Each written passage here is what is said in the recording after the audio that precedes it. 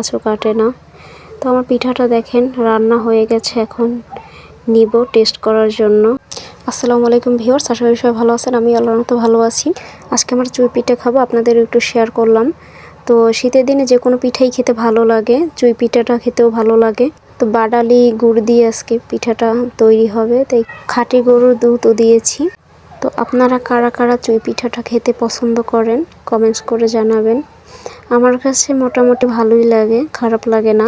যে কোনো পিঠা বানাইতে একটু ঝামেলা, কষ্টই হয়, কিন্তু খেতে ভালোই লাগে, খেতে আর কষ্ট হয় না। দেখবেন একটা জিনিস বানাইতে গেলে অনেক সময় লাগে, কিন্তু খাওয়ার সময় বেশি সময়ই লাগে না। আমাদের বাসায় সবাই পিঠা পছন্দ করে, তো মাঝে মাঝে প্রায় দিনই পিঠা বানানো হয়, সব কিছু আপনাদের শেয়ার করা হয় না। তো এখানে পিঠাগুলো দিয়ে দিচ্ছে, দেখেন একে একে সব পিঠাগুলো দিয়ে।